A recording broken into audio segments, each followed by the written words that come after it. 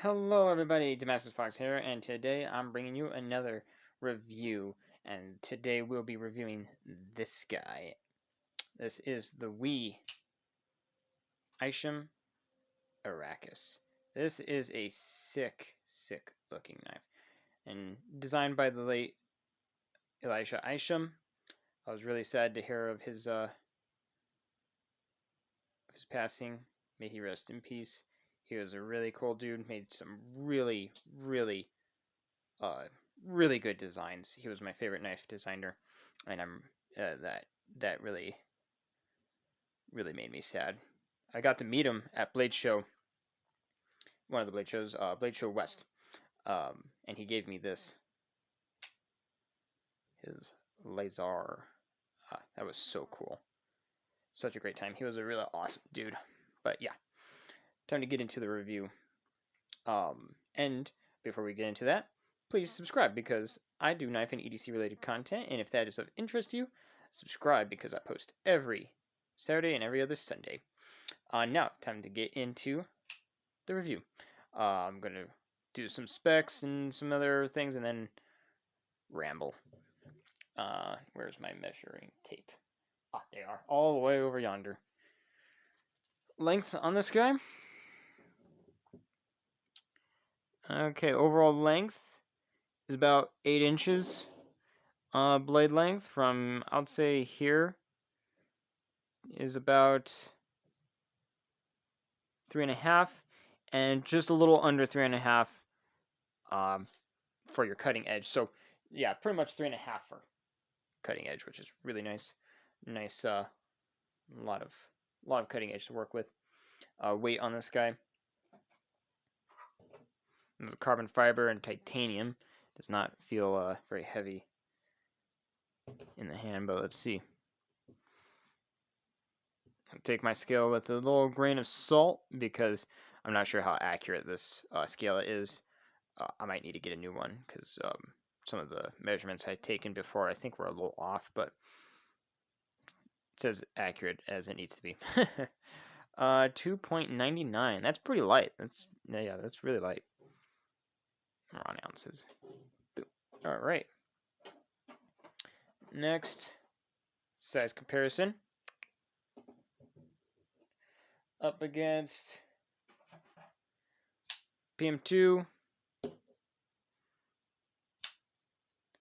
Pair 3. So the Arrakis is kind of somewhere similar to the size of the Pair 3, just about like a 1/4 inch longer. Yeah, it's actually more comparable to the PM2. So that's actually pretty good because I think this is a fantastic size. It's got enough room for the back, so if you can go here or you can choke up here. A lot of handle space for people with big palms. But this is also a fantastic size because it's nice and compact and it gives you just beautiful ergonomics. So that's actually a really good size for this guy. I like that. Next, CJRB Feldspar, full size, and CJRB Feldspar, small. So yes, oh geez, hope I didn't mess up my edge. It's a little bit bigger than the full size, just I think a tad bit longer than the full size, but it's more comparable to the full size CJRB. And next,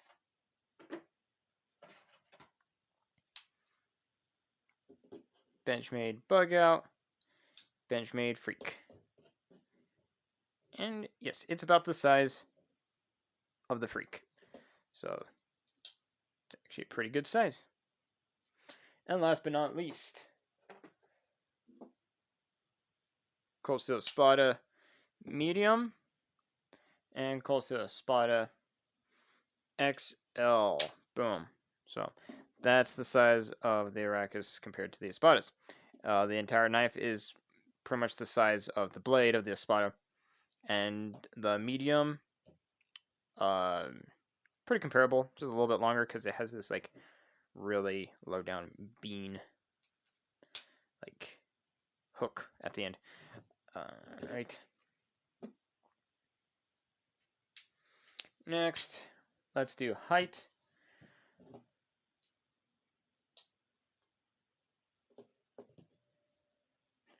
against the PM2.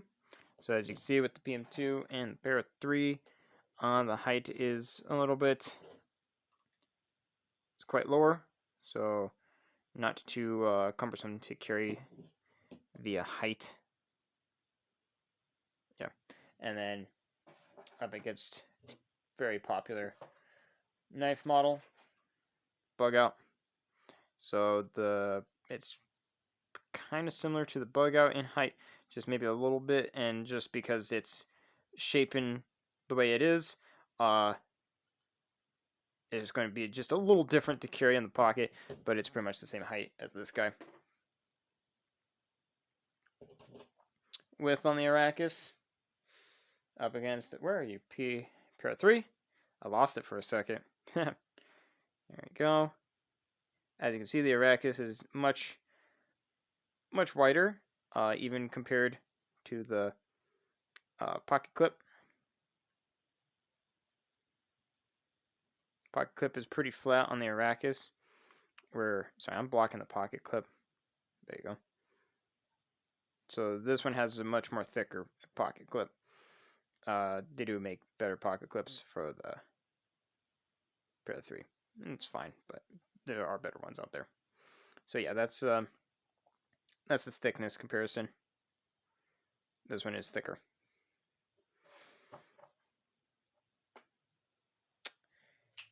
And now, blade thickness. Where's my calibers? There's my calibers. Right. Zeroed.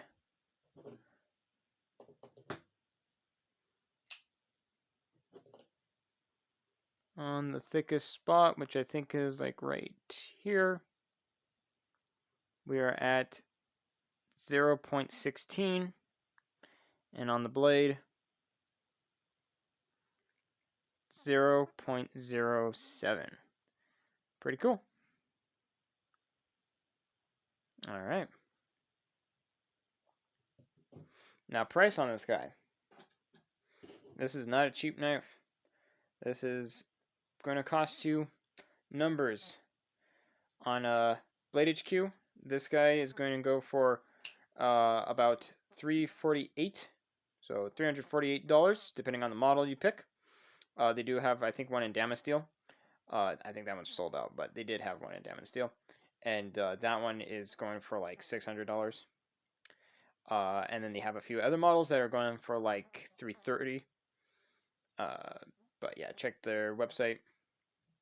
They also do have the mystery box. So they got, you buy Arrakis and you get a mystery box Civivi, which is super fun. That's how I actually got this one. And I got this with it. The Elementum with the black blade and the wood handle. I give this to my brother because I already have one with purple G10 and he likes black blades on his knives. So I give this to my brother. I saw him staring at it, so I was like, you can have it. And then on Knife Center, it's the same price as Blade HQ. On Amazon, you can get some models for $330. You can get some of these for like $452.95.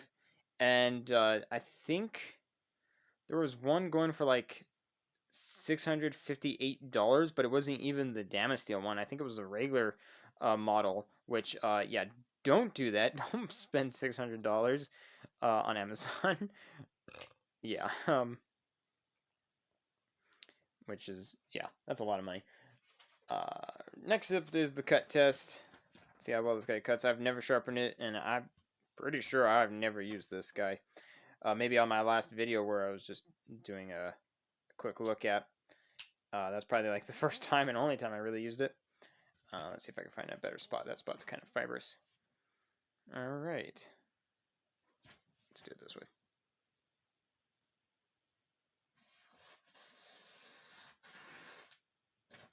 Yeah, that's actually pretty good.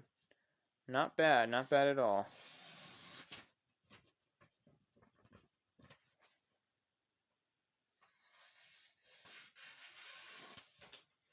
Yep, so it will cut. It's definitely sharp. Is it wicked sharp? I wouldn't say crazy. but it's definitely, it's going to do its job, and it's going to do it just fine. Okay, now time for me to get into a little bit more specs on materials. Um, this is M390, Bowler M390, which is cool. This has got the two-tone finish with the gray flats and the black coating, which is really cool. I got the one with the carbon fiber. Um, what do you call that? Carbon fiber handle pieces. I guess I'll call it that. I sound like a professional, don't I? And then the titanium frame, which is really cool. This is also a Wharncliffe blade, which is kind of ironic because today's Wednesday. I'm recording this on a Wednesday, and it's Wharncliffe Wednesday, so perfect time to review this guy. This is a black stonewash finish, and this model number, the model number on this guy is the 906CFD, which is really cool. This was my favorite, one of my favorite models that they had there. And the coolest thing about this is like a semi-integral. So you got this one piece of titanium right here, and then you got these two pieces of carbon fiber that that sandwich onto this integral piece of titanium. So it's like semi-integral. So you got the bottom of this frame right here that's titanium, and then you got this right up here that's connecting them all to the knife, which is just really cool. Really cool design. Really cool. Just idea on how to do that. All this milling and machining work on this thing. Look at all these holes right here. All these really cool lines and just this is just such an art piece. It's more than what a knife is or can be. Um, or sorry, this is like more. It shows that a knife can be more than just knife. This is a piece of art. This is work. This is like just beauty in knife form. It's just amazing to just look at. Now let's see. This is also on ceramic ball bearings, so it really has just fantastic action. Just beautiful, beautiful action. I love it. It flips out just beautifully. It feels smooth. It is drop shut, which is also really nice. And the ergonomics on it, I would say pretty comfortable. I wouldn't say the most comfortable knife in the world. The way how this right here, it kind of goes in a sweep towards you, so you do feel this right here, gripping it tight. It is pretty comfortable for the most part, but over time, I think you will probably start feeling this on your hand right there, just because it goes towards you. But otherwise, you are definitely locked in. There's no real jimping anywhere, so no real traction. It's pretty smooth, but the way how they did all uh, these lines and turns right here, all these contouring and everything like that, it definitely puts a nice swell right here, and then it thins out in the back, so you get a really nice purchase on it, even without jimping or any other, anything else. It's just you definitely feel like you're have a solid grip. It has somewhat of a forward choil. You can choke up right here. Just be careful with it, which is nice. I always like being able to choke up on my blades because it adds for extra control when using it. You got a nice machine pocket clip, so and the retention on it is pretty tight. So I'm not sure getting it in and out of your pocket might be a little bit of a fight, but at least you're not going to lose it. And just looking there. See how it's all set in? So cool. Just a beautiful, beautiful, beautiful knife. Yeah. And I said the best part is to disengage it kind of low. If you disengage and put your thumb on the top, you're not going to escape that detent right there, and it's just going to get stuck right there, and then you're going to have to like push it down or bring your finger back. So yeah, definitely disengage kind of low, let it drop down, and boom. Unless of course you want to do do it like this. don't break that, and just push it down. I mean, you could do that too, but yeah, it won't be drop shut if you do it like this, and it'll probably just snap right back. But yeah, so this is also a frame lock because it's still part of the frame, even though it does have these two handle sandwich pieces on it, which is cool. And then there's your stop pin right there, and it shoulders it just a tad bit, nothing too crazy. Now these holes, you're probably gonna say, it's like a gunk trap. It's gonna get a bunch of stuff in there. But I mean, you get a Q-tip, you can clean that out real easy. It's not really that big of a deal. This might hinder performance a little bit by going through some material. It might get snagged or get caught up or slow down your cut going up, but it shouldn't be too big of an issue because it's so high up. It's going to expand that material as you're cutting it, so it probably will just hit it a little bit, maybe slow down cutting traction a little bit, but most of the time, as long as you keep a nice slicing pace, it probably won't be too much of an issue. And it's all nice and chamfered.